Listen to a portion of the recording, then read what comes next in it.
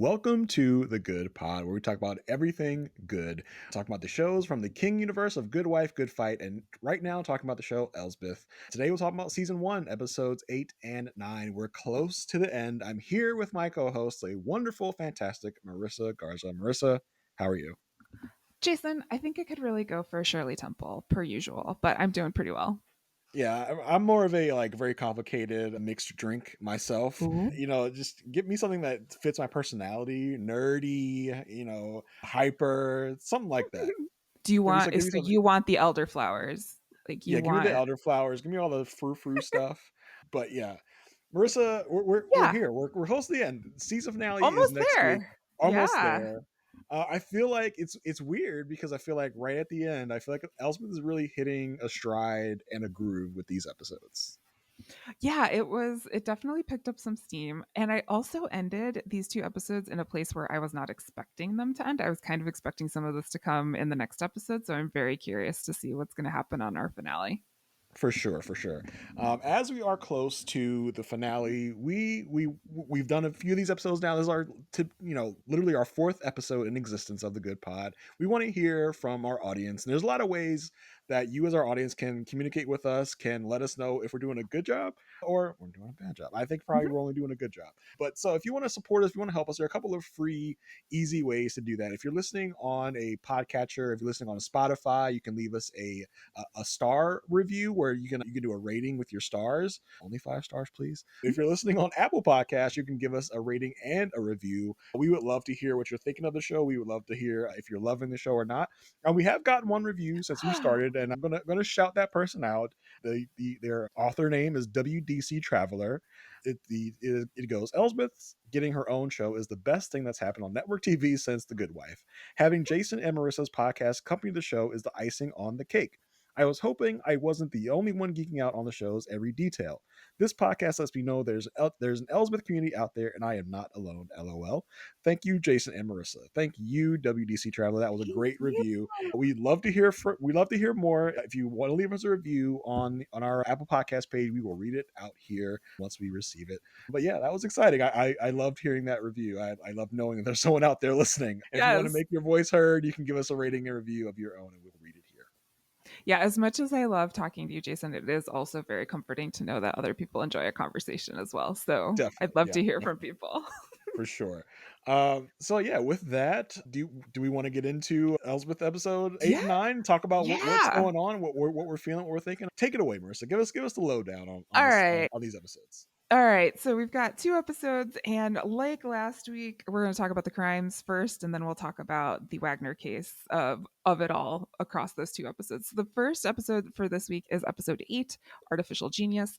The crime here is a journalist is murdered by Quinn Powers because she did not want an expose coming out about her. Quinn Powers is the founder of Cerberus crime aware app. It's high stakes time for this app right now because an IPO is coming. You know, we got to make the money. Josh Johnson, the reporter Josh Johnson, approaches Quinn in the parking lot and mentions that he is writing an article for her, and she's not happy about this, like not at all. And since the stakes are high, Quinn decides Jason, the only way to stop this article is to murder Josh. Like, there's There's no no other way. there was no other way. You have to resort to murder. Both of these cases in these two episodes, like the only way I could make this right was to murder someone. Like, come on now. It went Well, zero to 60 real that's quick. about every Elsbeth episode, actually. To be honest, you could have thought of so many other ways to remedy your situation than murder. But you do you, kings and queens. Yeah, yeah. So when Josh approaches Quinn in the parking lot of Cerberus, Quinn notices that Josh has a dog named Gonzo, purebred dog, and this gets her thinking, like, I know what I'll do.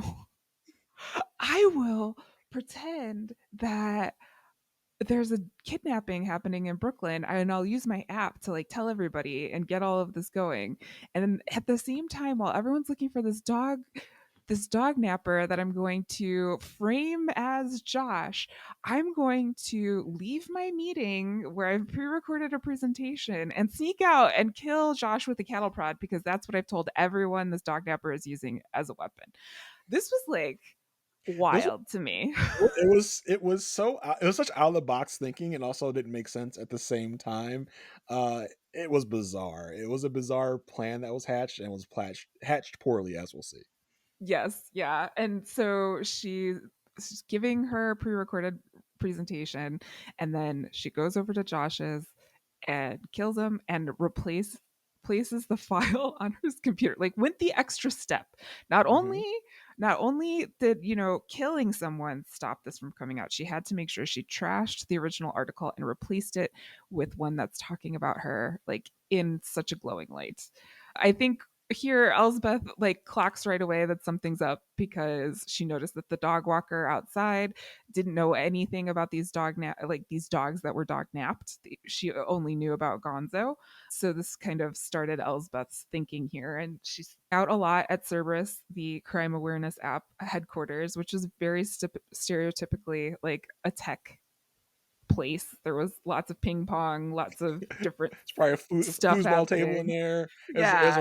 There's a free breakfast bar where they can get cereal and stuff. Yeah, like a Google-ish type of workplace there.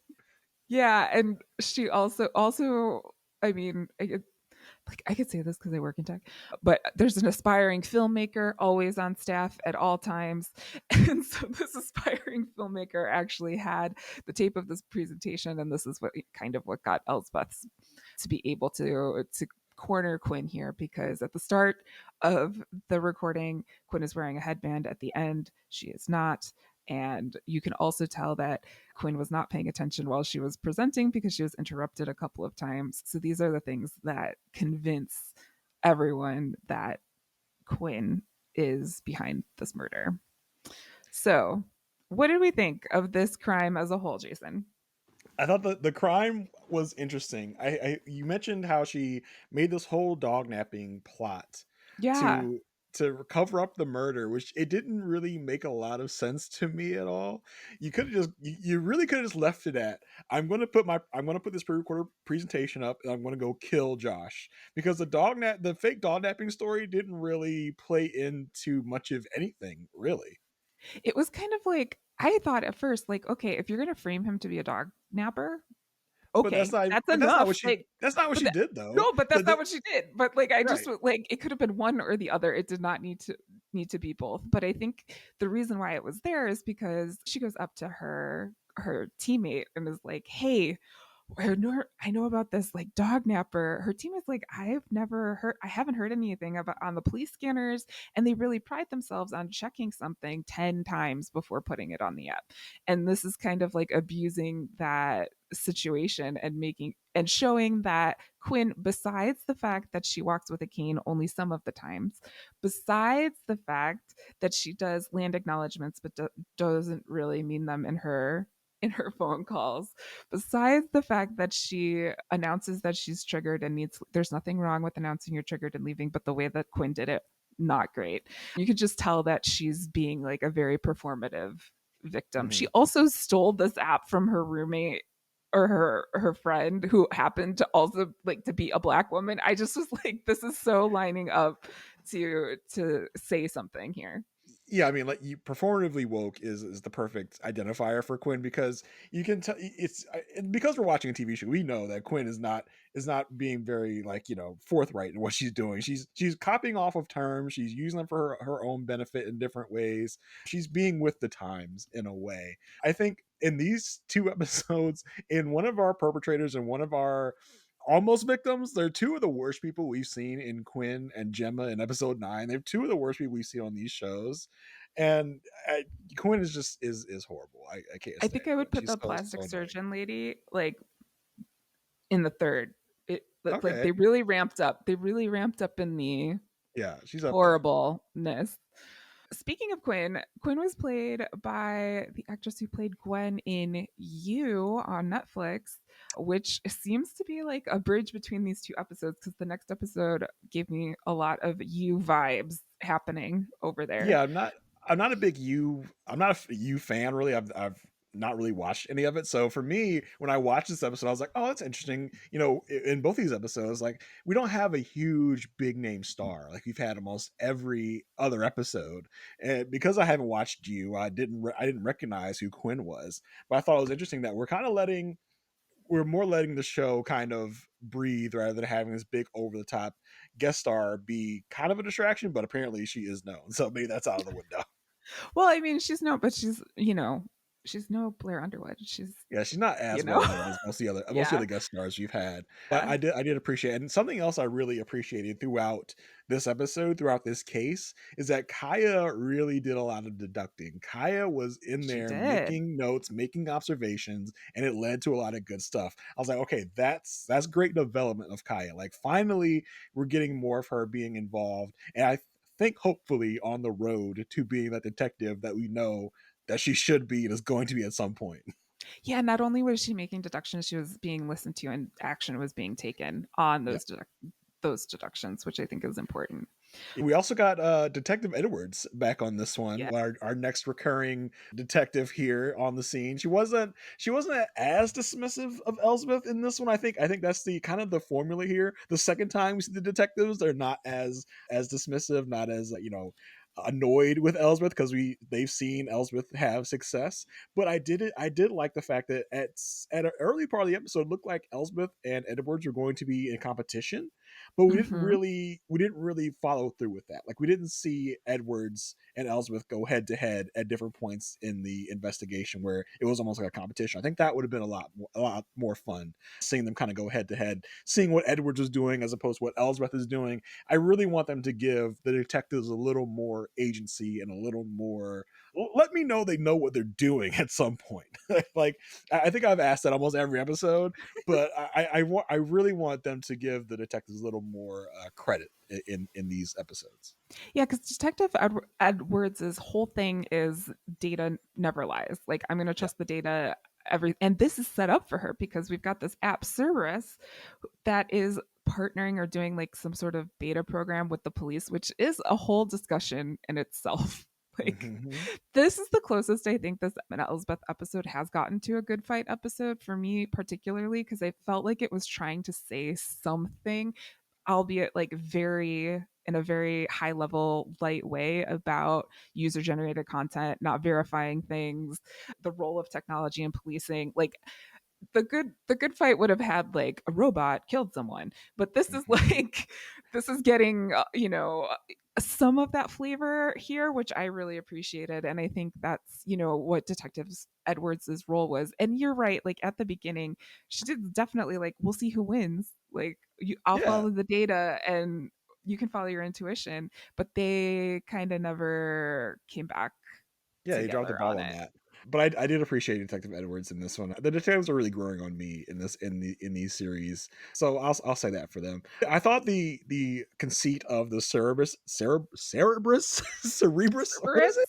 Cerberus. Cerberus. Cerberus app. I thought the conceit of the Cerberus app was very interesting because I think most of us who live in a neighborhood have either like a next door Yep. app or a ring app.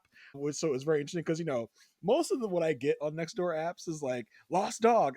There's like 5 lost dogs every day on the Nextdoor app. Oh. So I think that was an interesting thing to kind of to mock and make fun of a little bit.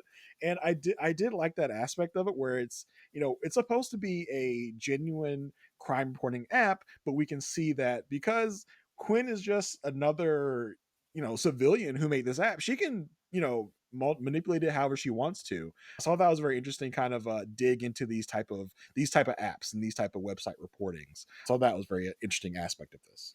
Yeah, I think there's another one called Citizen, which is like Mhm. connected to police scanners in general, and they'll like cross reference between what people are seeing, but and not. But yes, this whole like, my neighbor saw something out their window, so this must have happened, and thing. Yeah. It was really interesting, and it was interesting to see how she was able to just manipulate the algorithm, for lack of a better term, of saying like, put this up. And the dog napper story continued after the murder.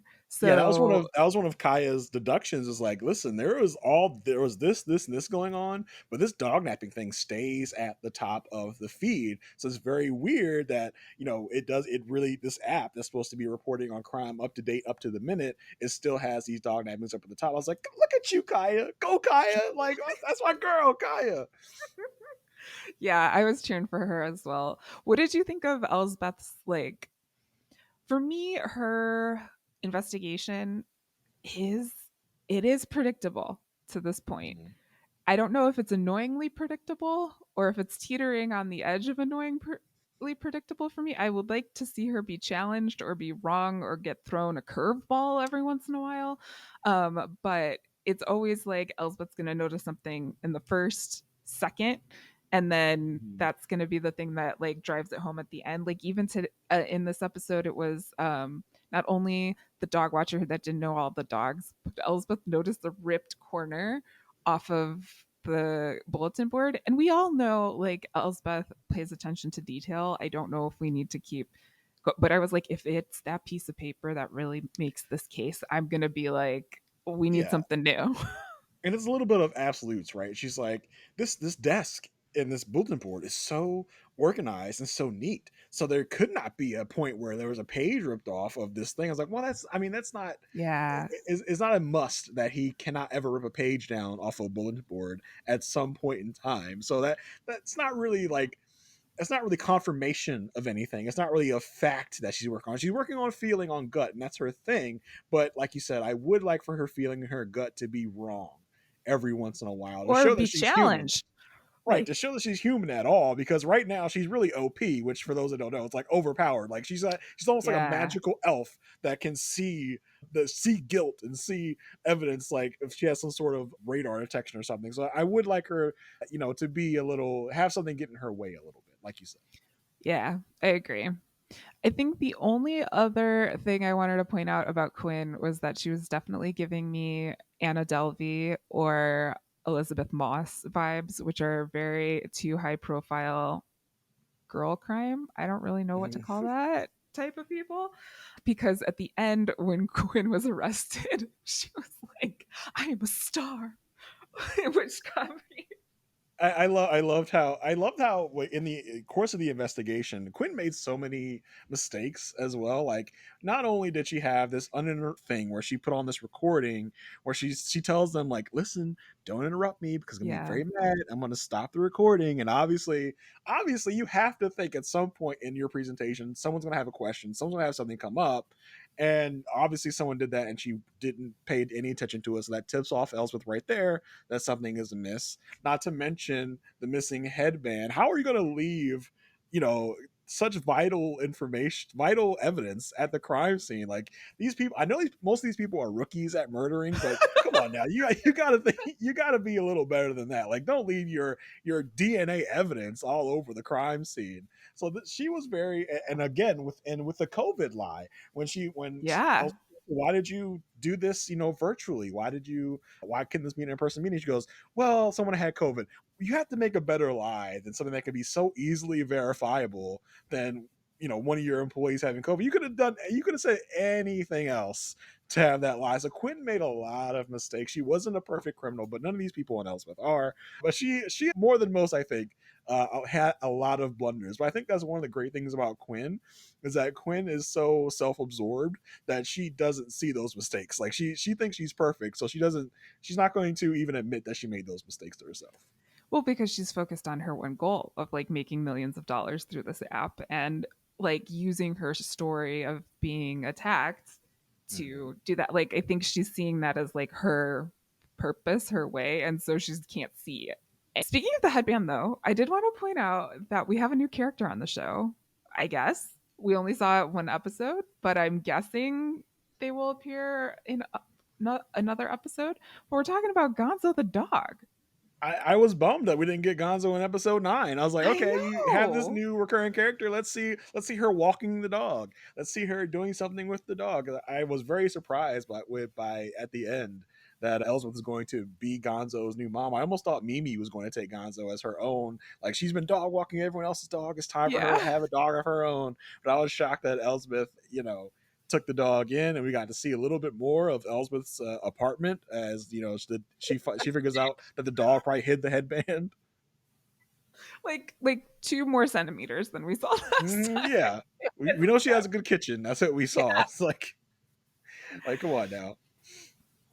Yeah, I hope Gonzo shows up in other places. Not only because Gonzo is one of my favorite Muppets, but Also, Oh he's a cute yes, Gonzo's a top tier Muppet. He's deeply misunderstood. He's a creative genius. Yes. I do love that we might have another recurring character on the show. Anything else about Quinn, Cerberus, and episode 8?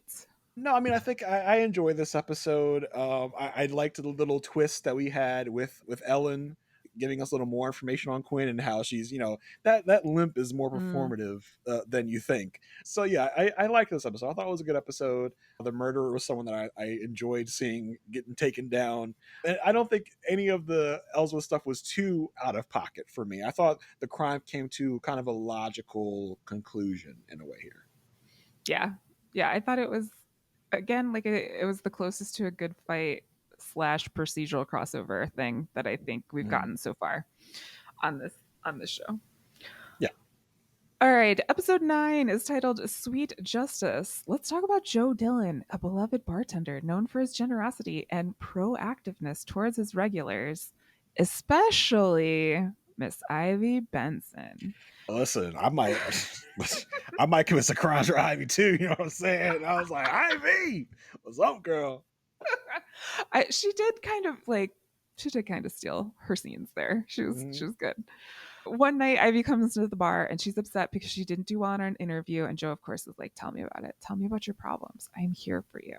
And she lets Joe know that, like, I was all prepared. I was good, but I got this notification from Facebook to friend Gemma Nelson. And Gemma's just the worst. Gemma is the worst in all, Literally. but she does have a history of bullying Ivy in college. The point of, like, wasn't it naked photos of her eating nachos on the toilet or something? This is one of the most hilarious things that Ellsworth has done. They were like, she says, well, first of all, she took pictures of her coming out of the shower naked. That was one. And then she took pictures of her eating chips on the toilet. I was like, what? This has I to be mean, like some writer's room, like inside joke type of thing of like, yeah. I was like, what what were kind the of college chips? pranks that were played on you in college? No, it's like what kind of chips were they? Why were you on the toilet eating chips? I have so many questions now that I've heard about eating chips on the toilet. Were you like drunk? Were you like what was going on here? Because as much as I was like, it happened one time, I was like, yeah, but that's like it's like one time too many where we're eating chips on the toilet. Something's up there. Yeah, that's true. I mean, I would have to imagine it was after a drunken night, but it's just, Listen, I've never eaten chips on the toilet, I have but never either, now I'm but wondering like that might be like that might be the move though. That might be like save some time. It's efficient, Marissa. It's efficient. you are multitasking. You are correct. Yes. Yeah, well, Ivy has not gotten over this bullying. It still bothers her to this day so much Ivy that it like frazzled her for this interview. Ivy's very victim-y here. She's like, she made fun of me, and then I had to leave college, and now I can't get a job. I mean, it's probably because you left college.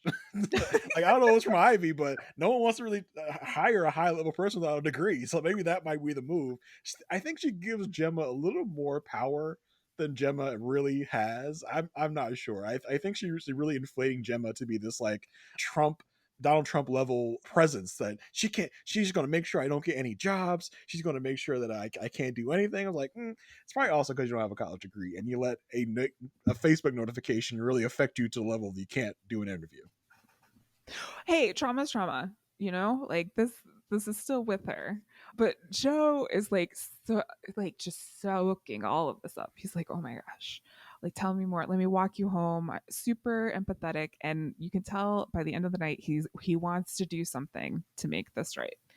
So the next night, Joe calls in, check on Ivy. Ivy's like, yeah, I went to my sister's to see my sister's new baby. But Joe is making the call from the street outside of Gemma's apartment. Like, You can this never is guess where where I this am. episode like reminds me of you up like straight. Like, and this guy's name is Joe. So I don't know if this was Mhm. like an homage to the show You. If fellow listeners, if you are a You watcher, let me know what your thoughts are on this. But it was very, very sneaky. And he's looking up, sees someone in the apartment, and after the call is done, he just, again, the only way to right this wrong is to break into this apartment and kill this woman. Can we talk about how the lady was wearing the exact same shirt that Joe saw in the picture that Ivy showed him? I was Yes. like, how fortuitous is that? Like, obviously he's gonna make that mistake because she's wearing the same exact shirt that she has on in the picture. I was like, oh, come on. Before I knew that they were gonna do this twist on us where it wasn't actually Gemma, I was like, oh, brother. She's of course like she's wearing the same shirt, so obviously that's gonna be the identification factor for Joe. I kind of roll my eyes at that, but then I was like, oh, okay, I kind of get it now. Like, obviously he thought I was the wrong person because she had on the same shirt. I thought that was at both times a little eye rolly and also kind of genius as well. Yeah, it definitely like we could see why Joe thinks like he did right because he was like, Mhm. "Ooh, connection, connection." He That's goes her. It's up got to there. be. She's wearing the same shirt. That's got to be her. And I It think it must also be. like motivated his dialogue here where he goes, "This is for Ivy Benson." This is Like for Ivy Benson. Like, I do think Joe thinks that he's like Batman or something. Batman. This Yes, is for Ivy. exactly. Yeah. He's like the vigilante bartender and he's righting all the wrongs of his patrons. But yeah, he was real serious about that. Detective Smullen's on the case. He sees this as pretty cut and dry until Of course Gemma he comes does. home But from his Smollen sees everything as cut and dry. Well, obviously this case is over. It's son. just cut and dry. Like, come on now. Must have been the husband. Oh, brother. Gemma comes back, and this is where we really get to see how horrible Gemma is. She did not like her boyfriend's suggestion of swapping homes and going to stay in Indiana. I mean, there are parts I like Indiana. There are parts of it. Indianapolis has a fantastic food scene. I'm being 100% serious. If you're traveling through Indiana, make a stop. But this was not Gemma's scene at all, and she's No. letting everybody know. I thought it was a great twist that it wasn't Gemma. I was shocked. I was like, oh, that's actually really fantastic and really fun. And it was really because I mean, if it was Gemma, you wouldn't have been able to see just how horrible Gemma is if she was the one that actually got murdered. And boy, she was awful. Yeah, she was. Deserved to be murdered. Elsbeth I think doesn't even I think like her. I think of all of our victims and potential victims, Gemma is the one that deserved to be killed the most, and it's a shame that she wasn't the one killed.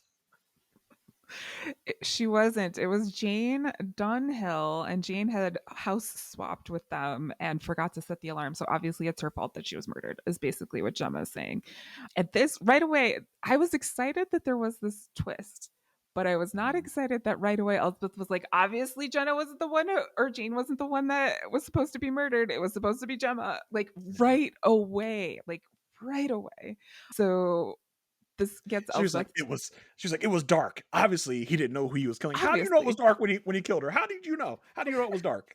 You don't know that, brother. Yeah, yeah, it was a little too convenient for me again. But this gets Elspeth into a series of conversations where she learns about Joe's overprotectiveness of his customers. Like every single person in that bar had a story about how Joe did something for them when they were in a time of Mhm. need.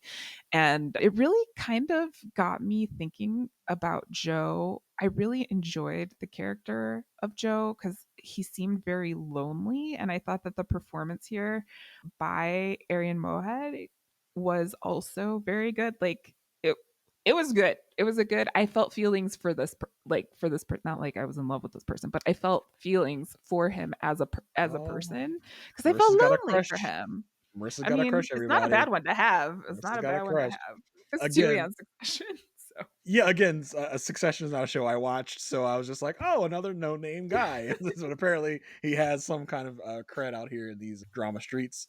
But I thought Joe was very like pompous and very like he. Someone described him as having a hero complex in the episode. I was like, yep, oh that for that's sure. exactly what it was. He's very like he's a little narcissistic as well. He's almost like kind of an incel type of vibe for me. Oh, I can see that. Yeah, I mean, I did compare him to Joe from You, so yeah, that would make sense. But Yeah. his whole little fantasy scene of like wanting to be like with Ivy is what got me to be like, oh, maybe they're like, I don't know. He has no other friends but these people. I'm not saying that is. I am not condoning murder in that situation. Again, murder. Sounds like you are, Marissa. Never. Sounds like you are. If you help out someone, you can murder their enemies. I think that's what you're saying here if I'm reading the room right.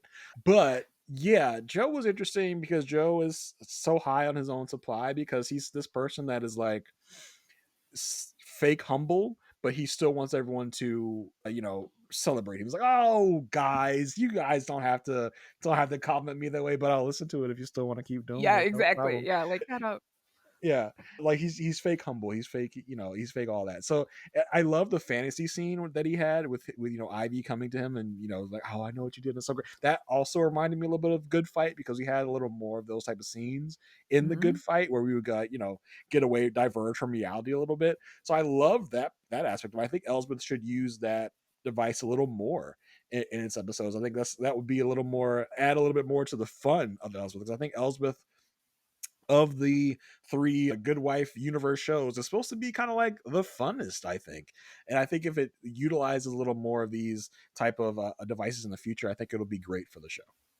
Yeah, I think we've seen kind of like how the show's been able to take the crime storyline and kind of smush it down. It's like it's got its own rhythm now. It's Mhm. like, let's see how the crime was done. Let's have Elspeth come and find one thing. Let's have the conversations. But then, as we've gotten to these later episodes in the season, we've been able to see the Captain Wagner story take a little bit more time. And so, like, I'm hoping that, as we know, I mean, the show has been renewed for season 2. So we are continuing here with Elsbeth. So I'm hoping that throughout that time we get more about our characters as Yep. opposed to the crime. I think they're setting themselves up for it. But I have to also think like if I didn't have Paramount Plus, the only exposure I had to this universe was The Good Wife. And I might not have been into The Oh, Good Wife at that time. So not everyone is like watching the show interesting. as like obsessively as like we love this universe. This is like a universe that we've talked about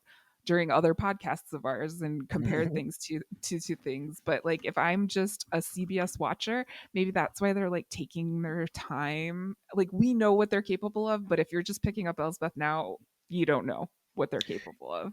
Yeah, because the good of the three shows, the Good Fight is the most kind of out of the box, outrageous things they've done. Like you said, that wasn't a CBS show, that was a Paramount Plus show.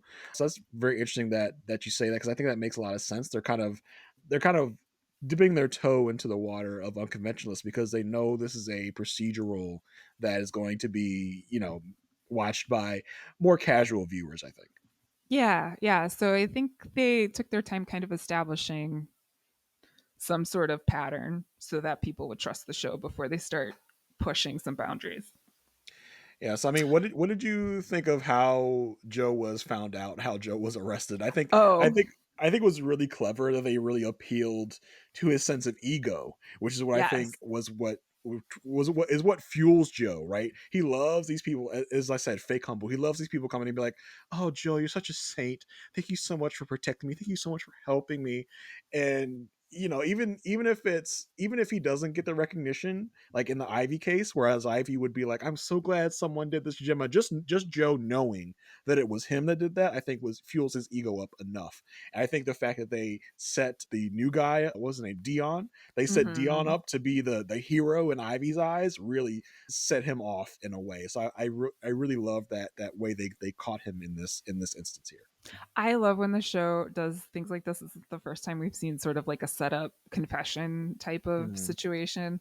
And I thought it was really fun because it came out of like Ivy's interrogation where she thought she was in trouble, but Elspeth's like, no, you actually did lie, and you can help us, help you, help everybody by Mhm. kissing Dion and making Joe very, very jealous of you. Like the second Ivy gets close to Dion, like even like they're not even kissing yet, like just close. Joe's radar is like, what? This is me. I did this. This is Don't my let him take work. the credit. Don't let him take the credit for my stuff. Me think that like maybe Dion was an actually pretty good bartender, but he was not letting Dion like because the whole multiple times throughout this episode, Dion would make a drink and then Joe would say no. Like that's not how it is. It needs to be better. It needs to be better. And I'm wondering if it was just Joe like keeping his ego on the top, making sure that he was the star of the show, and Dion like having to take the fall in Yeah, that situation. he doesn't want Dion to surpass him. He doesn't want Dion to be better than him. But I think Marissa, I've accused you of doing this before. I think it's Giving the you. show too much credit? Well, it's you writing more of the show than is being written. It's like, what if there's this other backstory where Dion is a better bartender than Joe? It's like, well, that's not really part of the show, but okay, we'll go It ahead could and put be. that in there. Yeah, it It could could be. be. It could be.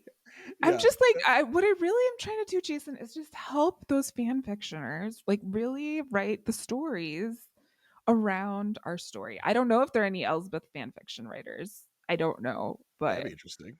take that. Dion's a really great bartender. He has a whole backstory that he like went to bartending school and he knows all of the things. Yeah, I think we'll see Dion taking over Joe's Yeah. in a future installment of Elspeth. Especially with his bad ears. He like can hear everything.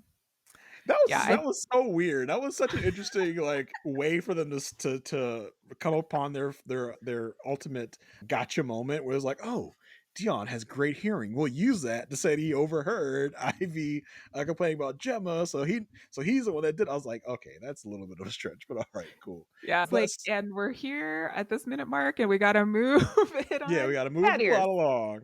I did think like some of the ways that Elsbeth, was using stuff to catch Joe. I think the whole she walked in the mop water and like took the print from the residue that was at the apartment to kind of prove that someone from the bar was in the apartment. I thought that was very smart. So I think some of the ways they used to catch Joe were very interesting and to keep the case moving along was pretty ingenious and pretty good. And that whole like mop water thing again was very reminiscent of like good wife, good fight, Elsbeth. Like Hmm. she would put herself in that situation. She wasn't necessarily like talking to all these people or anything like that. She was like going to scenes and trying to collect certain evidences. So that was really interesting to see here. I thought the scene between Elsbeth and Joe at his bar where she's trying to catch him in his act, like she's using a story about Teddy. We keep hearing about Teddy. If we don't see Teddy in episode 9, we're gonna have a problem. Okay, I we're gonna have an oh, issue. like what do we know about him now? He's been bullied. He's He's gay. married. He's gay. Well, Is he yeah, not? he's No, he gay. goes to weddings. He's not married. He goes to Right. He goes to weddings. weddings, not married. He's He just got an gay. apartment, new job. He he helps Ellsworth with tech stuff as most sons of Yeah. mothers do. So if we don't see Teddy at some point, I'm going to be really upset. I'm going to be mad, and it better be somebody good. They better cast somebody good for Teddy. Make it interesting.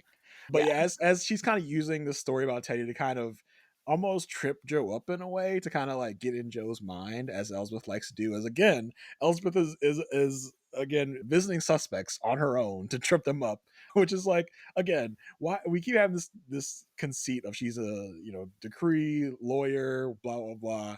It's like I mean she's out here basically being a cop by herself, which is Yes. interesting. But I thought that was a very tense moment as Joe at the end realizes that she's trying to trip him up and trying to get him to like almost admit what he did. He's like, oh, okay. And again, he's like, well, I know that you guys don't have anything on me now. I was like, okay, so basically you're telling me that you definitely did it. It's like that's a statement for someone that definitely did something. Oh, you guys don't have enough to hold me. He's like, oh, okay, so you definitely did it. That again, I mean, I know if you liked that, Jason, you would like you. That is very Joe from I you I, I keep coded. hearing I would like you. My wife watched you a lot. It wasn't something I saw like 2 minutes and I was like, I could probably go do something else. But maybe I'll circle back. I'll add it to the list of things I need to It's end watch. like the last season's coming out, I think, this year. So Yeah, we'll see there's if it happens. an I know opportunity. I know everyone swoons over Joe, that Joe from you. And I think this Joe wanted to be that Joe That from Joe. you. Yes, Yeah, that exactly. that was his ultimate desire there for the women to Exactly. swoon over him like the Joe. Is it that Joe is lonely or Joe just wants what he wants? So I feel like everyone liked Joe, but maybe Joe just wanted Ivy and he wanted to do anything to get into Ivy's good graces. I don't know if I would say Joe was lonely. I feel like Joe had enough charm that borders on like smarmy, but it's like it's almost there. I don't think he would be lonely, as I would say. I thought he was like he missed something. I don't know. There has to be. This could also be me like watching this with a very you lens because of all of Could be. the the like little hat nods that they. That's not a thing. Tip of the hats. Hat They did tips here. of that, yeah. Yeah. Yeah, I um, thought Joe was an interesting character. I at first I was like in the beginning I said, so are Joe and Ivy together? But I was like, oh no, Joe and Ivy aren't together. But Joe was going to do this grand gesture for Ivy to get get. I don't know if he would ever admitted to Ivy that he was the one that did it without this prodding by Elsbeth and her people. But I don't know what Joe's ultimate plan was here. well, we did see another familiar face in this episode. Good old Detective Smullen was back, Our guy. and I feel like he and Elsbeth are a little bit more friendly Mhm. now, and he kind of just like does whatever she says. Yeah, I mean, at this point, everyone's just like, "Well, I can't really argue with your results, so just go ahead and bring it to me. I'm not gonna fight it anymore. Just help me clear my cases, please." Which is what the attitude should be. They should be embracing Elsbeth, but I think their pride and their own egos were holding them back in the beginning. When I was like, yeah, whatever. What do you got? Give it to me." Did you come across some fun information? Did you do some investigation of your own here on Detective So Smullen? yeah, so interestingly, I've been like recently I've been to listening to audiobooks and mostly like thriller, like mystery things. Like I've been listening to a lot of James Patterson, David Baldacci, and one of the James Patterson books is a series that features a detective, Michael Bennett is the person's name.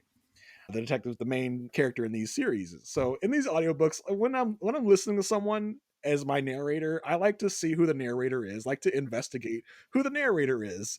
And the narrator for the Michael Bennett series is one Danny Master Giorgio, I think his name is. And so I was like, oh, just let me look up this guy. And who is it other than Detective freaking Smullen? I was like, is that Detective Smullen that's reading to me right now? That is this character Michael Bennett. So and I recently found this like last week. So when I saw Smullen in this episode and I hear Smullen talk, I'm just like, oh my god, that is the detective I've listened to in this book. It blew my mind a little bit. It was just so is like interesting, like paths crossing and paths diverging. So I thought that was very funny and very very interesting. You never know when Detective Smullen's going to show up. Freaking Smullen. So I mean, it made me like Smullen a little bit more because like now I've been listening to him in my ears for the last like several months. So He's it's been your like buddy. yeah, very interesting how my opinion of people changes. I'm like, oh, that's my guy, that's my dude, that's my Detective Bennett. So I thought that was very fun and very funny. As I was going through my notes, did you notice the little Easter egg they put in episode 8, where outside of I'm sorry, Cerebrus? Say it again, Cerebrus, Cerberus. Cerberus. Cerberus. Outside of Cerberus's headquarters, there is a billboard on top of it that says it is promoting Lavish Ladies and is promoting Patricia's return to Lavish Ladies. I thought Good that was a eyes. very fun That little in-universe Easter egg. I thought that was pretty hilarious. I that's just pretty wanted to good. point that out before we moved too fast. Just saw it in my notes. I was like, oh yeah, I forgot about that. No, that's a good one. That was good. Good call out. Anything else on the crimes in episode 9 before we talk about Captain Wagner's case as a whole over these 2 episodes? No, I think we covered all the important bits. Yeah, I just never friend Gemma on Facebook. She is the worst. I did No. like the little breakup video at the end. I will say that was funny when her Oh boyfriend yeah. like posted this video of her just being horrible, and then Elsbeth asking herself if liking it would be bullying. It was very relatable Yes. content.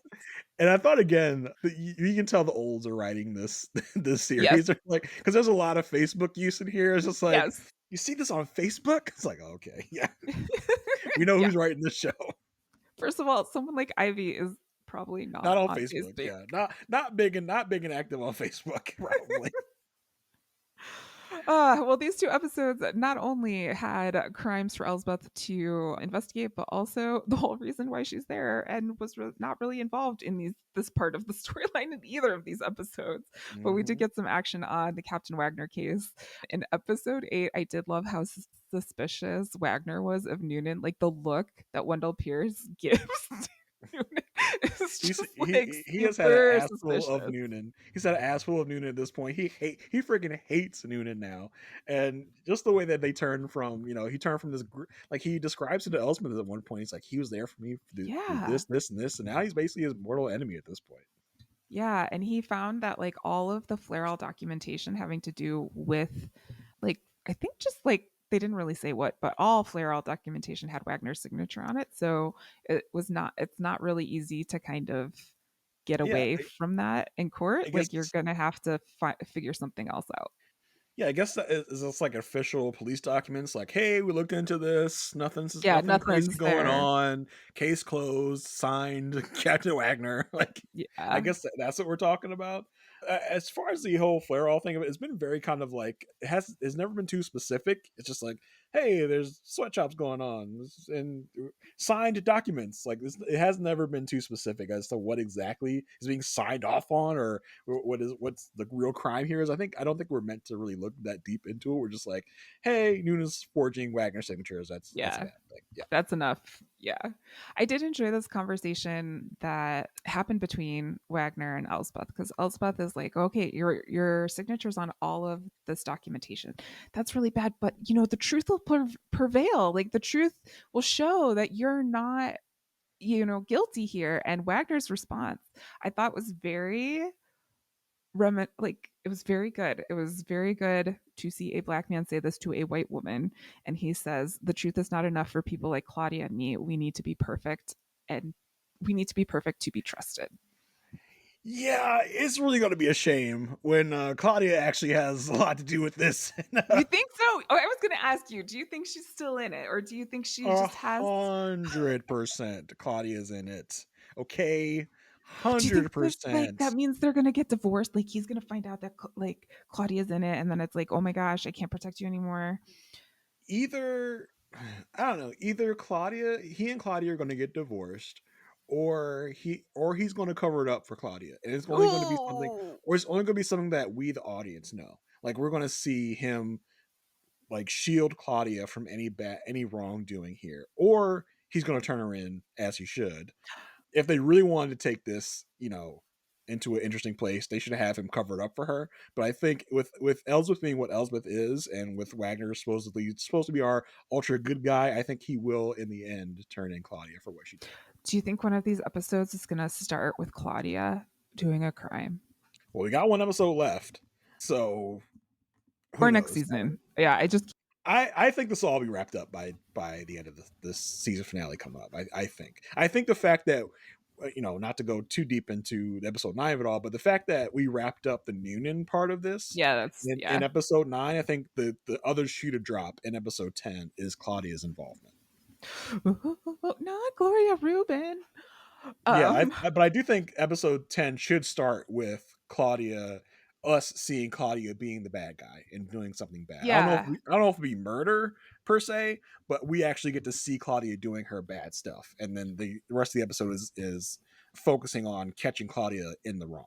I don't think yeah. every episode of Elsbeth needs to be a murder. By the way, I think we can just focus on some wrongdoing. Every episode has been a murder. Let's catch bank robbers or something. Let's do something like that. I really was excited about the dog napper. I was like, Yeah, "Ooh, we're just gonna catch a dog napper," but yeah, the fake dog no. napping. Yeah. So Yeah, if I had to guess, I think Claudia is neck deep in this, and that to me was really spelled out for me, but in that scene with Claudia and Wagner, where he basically confesses everything to her. He's like, "Listen, this has been going on. Noonan's involved," and she's like so indignant. She's like, "Oh my god, I can't believe this." She's like, yeah. so what exactly is your plan to fix this so I can counteract what basically what I was saying is she's like, so tell me everything you plan to do to catch Newton so I can make sure I don't go down with him. Was what I really gathered from that. Yeah, I think you're right. It will be very sad when that happens, because I Yeah. am really very much rooting for Wagner at this point. Yeah, so he goes and he talks to Wally, finds out like the whole sweatshop thing, and that like that is what the cover up is that Flairall is like breaking the law all of the time. One thing we did not mention when it came to the murder of Jane in episode 9 was that Joe was like wearing a bartender ring, and Yes. like to help open bottles, and this was something that was talked about because there was a mark on Jane's neck when she was suffocated, and this has caught the eye of Noonan. So this was kind of the plant to get a wire on Noonan for catching him in the end. It was interesting because I like everything having to do with this storyline happened like in the last 5 minutes of the Yeah, episode. I So mean, I was and like, oh yeah, the ring. yeah, and the detail of the ring that was like it was used, it was like a marking on so and so's neck. They didn't use that in the actual crime. They only kind of introduced that so that we could slip Yeah. it into the Wagner storyline. So I think that was very interesting way to kind of slip that item into Wagner's story. What did you think of the way that they caught Noonan? Again, it's a little flimsy. It's like, so what's the guarantee that Noonan's going to wear this ring again when Wagner gives it to him, or if he's just like, this is a cool thing to wear for a day, but I don't think it really fits my style. Like, there was no guarantee that Noonan was going to bring that ring to him with him to his little underground meeting. So I mean, it lucked out in a way that Wagner's ruse here worked, but I don't think it was a very foolproof way that he could have gotten his thing. There was no way to guarantee that Noonan was going to wear that ring to their little meeting. That's very true. I do think this was a Elsbeth inspired like Oh, for capture sure. because Yeah. capture arrest because of Yeah, the the ruse whole they like used. Yeah. yeah, the Department of Labor is looking after Flareall. Oh my gosh, wow. Okay, well let me go tell the Flareall guy about all of this. And so I thought it was Mhm. fun that Wagner was like using what he saw Elsbeth use this entire season kind of to his advantage until the end. I was like, Man, "Oh my gosh, you're so I happy. Like you're going to be friends, best friends. You're going to be best friends." And then he's like, "You can go back to Chicago." I felt like this took a little bit of a like not believable turn for me because Wagner went to the level of like including Elsbeth on the bust of Noonan. Like he brought her along to Yeah, it. Like y'all seem like buddies now. Y'all seem like friends. And friend just be like, yeah, you lied to my face and did all this. But she also helped you, man. She also like made sure you were in on everything with the whole like, she let you know about Celentano's going forward with the investigation with the right. little paint chips in the That was beginning. great. Like this one's called simmer down. And fortunately I don't have one saying they're gonna go for it. So she was helping you as much as she was really kind of allowed to, because that was the job she was sent there for. She could have just let you burn here, but she helped you in the way she can. For him to be like, you lied to my face and stabbed me in the back, so I'm having you go back to Chicago after that he included her in on the investigation, to me was a little slimy. I was like, that ain't cool, Wagner. That's not cool. Not cool Yeah, for you I'm to do that. hoping he like gets over it. Like Yeah, there and I mean, it was obviously introduced as kind of like, oh my god, like we're clutching our pearls, like, oh my gosh, Elsbeth's gonna be going back to Chicago, and then we're not gonna see Kaya anymore, we're not gonna see Wagner anymore. I think it was just to scare us a little bit, but I don't think we have anything to worry about. I think that Kaya is going to play a big role in making sure that Elsbeth stays in New York. I think Yeah, she's going to have some conversations with Wagner. I think she might have a case on her own. Like, these are the things that I'm kind of hoping we see in the next episode, or the next episode is going to be all about Wagner and Elsbeth. But I would like to see Kaya kind of say, like, I learned this from Elsbeth, blah, blah, blah, blah, blah. Or yeah. I she's mean, been but a good influence here. yes, I mean, let's talk a little bit about what we expect from the finale, what we want to see in the finale. I think, like you said, I think it would be interesting to have the whole episode focused on Wagner, focused on Claudia, because I think this ending in episode 9, they want us to think like, oh, everything's solved with the whole Wagner thing. I thought it was very interesting that there were no it seemed very clean. Just like, yeah, everything's fine now. But you, sir, you had no consequences from your foundation being wrapped up in this. Like he said, well, we have to give back all the donations from Flareall, but it was weird that there were no other like big ramifications from this at all. It just seemed like, it's done. But I would like to. I think in episode 10 we're going to have more happen here with this case. Agreed. And I think you're right in terms of Claudia having more involvement in the storyline in the next episode. I think there's more to, they have to give things back. If Wagner is telling Elsbeth, like, the reason I'm sending you back to Chicago is because I don't trust you, I don't trust that Wagner is being 100% honest with Elsbeth in terms of how this wrapped up, because it was all just like Elsbeth was in the car, saw the arrest, and then was sitting with Kaya, and she's like, "Oh, okay, great, all done." Like, you know what I mean? Like, Mhm. it wasn't like she was involved in the filing of anything, or which was interesting to me because this was a direct reason why she was there. Like, to Yeah, me, that news should have come from Elsbeth of like, "Hey, Captain Wagner, you're right. you're off the case, you're just gonna have to like pay Like you everything would think back. you would think Celentano would be calling her like, well, everything's Yeah. done with Wagner, so you don't need to be there anymore. But I thought that would be the way that this whole thing would wrap up, and then maybe Elsbeth's like, no, I want to stay here in New York and help. I think the biggest thing would be like by the end of episode 10, what's going to be the reason that Elsbeth is staying in New York? I think it would be like if Elsbeth. I think by the end of this, Elsbeth and Wagner are going to be cool, and Wagner's going to be like, "Hey, why don't you just be like a consultant for our police Yeah. department and just stay on that way, because that way we can ditch the whole consent decree lawyer storyline, because let's admit it, that's Well, flimsy anyway."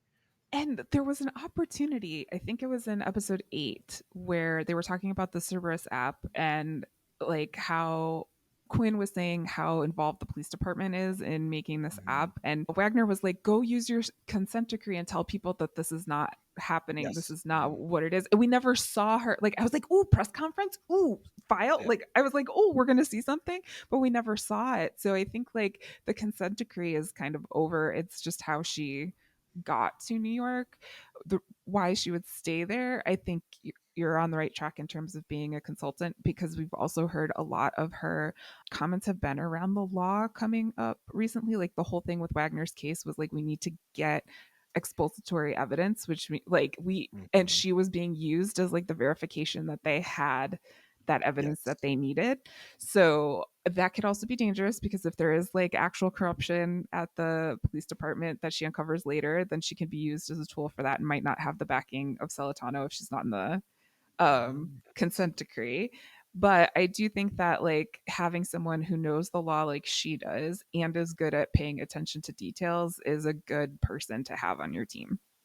100%. And there was the line when they were doing the stakeout of Noonan and the Flare All CEO, where the Flare All CEO says to Noonan, he's like, you know what? People have been just not getting away with stuff in this city like they used to anymore. And Wagner just shoots a look at Elizabeth. It's like, yeah, it's because of you. Almost in kind of like, no, I'm helping. Like, why are you looking at me like I did something wrong? I'm the reason y'all are succeeding.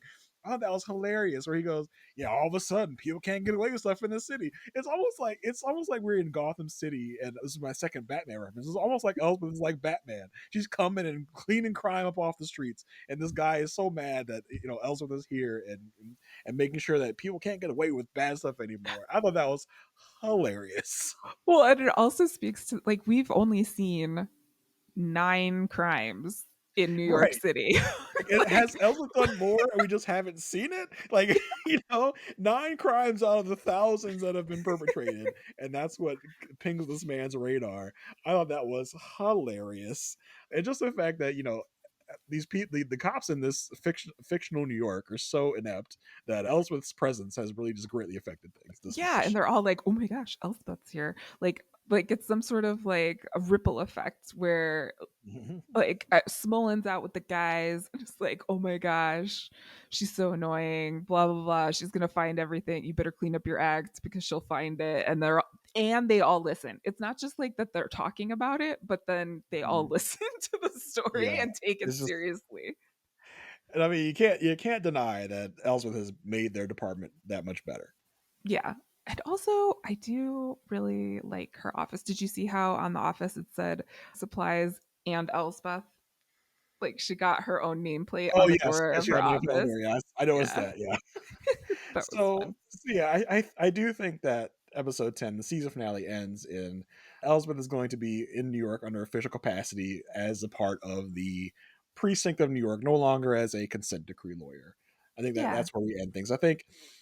I hope that by the start of season 2, Kaya is a detective and like is Elsbeth's official partner, and they go together on these scenes. We will lose out on our recurring detective of the week, but I'm willing to lose out on that to have Kaya be an official detective and have Elsbeth be your partner in an official capacity this way.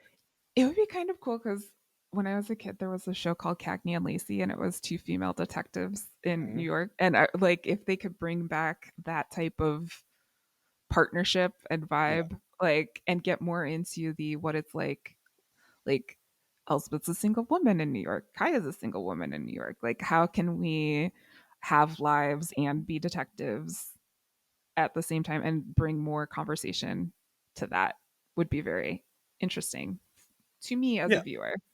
100%. So yeah, I think that's where we'll end things in this season one. We'll tie up everything in a nice, neat bow because they're faking us out with this whole oh, it's all Wagner's thing is all done. I think there's more to come with Claudia and the because I mean, who they're the people that are paying for the access to Wagner are paying through the foundation. So how else do you Correct. think are people getting money from the foundation? How do you think Noonan's getting his kickbacks from the foundation? It's Yeah, it's someone gotta that be has Claudia. control of the foundation, aka Claudia. So I think there's more to be known about that. I cannot wait to see it wrapped up. Well, let's just savor these days where Gloria Rubin is not a Yeah. major criminal. Yeah. You're more of a Gloria Rubin stan than I am, I so I should am. that's I your am. I should It's that's the ER your days in me. Like the show has a lot of Chicago connections, so mhm, I'm feeling very protective of my your peeps. Chicago peeps. Yeah. Yeah. Yeah, so episodes 8 and 9 wrapped up. Episode 10, season finale. Do you want to talk a little bit about what our plans are after the Oh, Elsbeth season finale? our plans.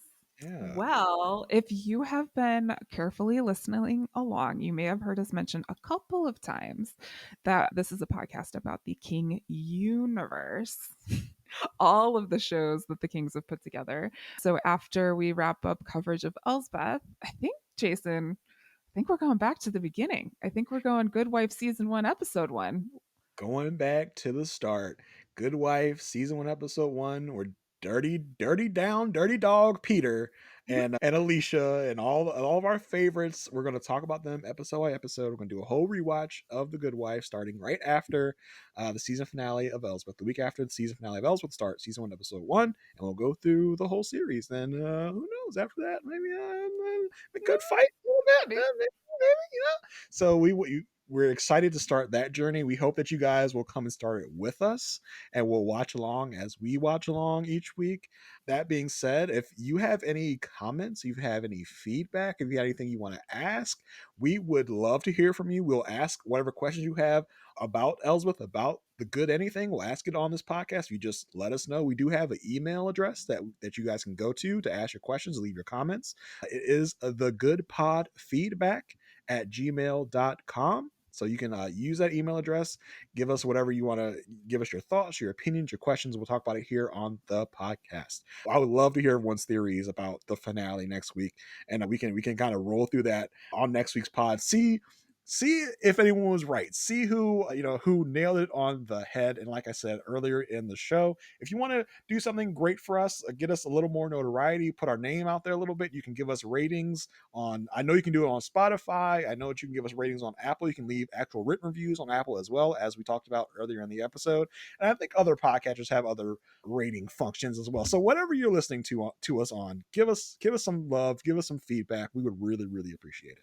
Also, I think on Spotify you can leave us a voice message if you Ooh, want. Like yeah. if you want to get in the conversation literally with your voice as opposed to with your words on text basis, feel free to leave us a voicemail. We'd love to get a notification telling us that we have a voice Yeah, message. we would love that. So I mean, it's an easy, free way for you to let your voice be known and to Yes. give us some love. We would really appreciate it to know that people are out there listening to us and enjoying what we have to say. Also, if you don't like what we have to say, you can use that email to tell us we suck. Just don't give us like a 1-star review. Like just leave it on that email. It's fine. We much appreciate it. Yes. So Marissa, what are you up Yeah. to? Where can people find you? Where can where can they interact with you? I am on Instagram and Threads and slowly making my way back on Twitter, just not 100% yet. But you can find me at It's Me Marissa G. There I am usually sharing about television and or trauma, which should not be a surprise to most people who are listening to this podcast. But I also have a newsletter that you can check out in the link in my bio there as well, where I'm writing a little bit more content on television. And otherwise, I'm hanging out here on the Good Pod with you, Jason. What about Awesome. you? What neighborhoods are you in these days? You can find me on these Twitter streets. I'm out here ducking and dodging the spam bot robots, nudes and bio robots. I'm out here ducking and dodging those. You can find me on Twitter at JAYR1085. As far as my other podcast appearances go, I'm going to be on the podcast Crime Scene. That's Crime Ooh. SCEN coming up. We talked about this kind of like ABC Hulu team up, the interrogation tapes. It's Ooh. basically a series of episodes about crimes and how the interrogations helped in the apprehension of criminals and all that stuff. It was a very interesting series. It's a very interesting little like kind of thing about interrogation and how it works. So I think those that enjoy Elsbeth and enjoy things about crime will enjoy that podcast where I talked about with Sarah Carradine, who was a normal host on that show, and then Sarah D. Bunting, who was kind of a guest co-host because one of the co-hosts, one of my buddies, Mari Forth, is on My maternity leave. So join me, Sarah, and Sarah as we talked about the series, The Interrogation Tapes. I had a fun time with that. You can usually catch me on my podcast, A Perfect Match, talking about the reality show Married at First Sight. But right now, Married at First Sight is on hiatus. So we are on hiatus. But when that show comes back for season 18, you can whoa. catch me and my co host, Agent Welch, talking about that when that comes back up. But other than that, that's it for me. Marissa, you got anything else? That's it. That's it for us. So until next time, cut the baloney, call Tassioni. Cut the baloney, call Tassioni.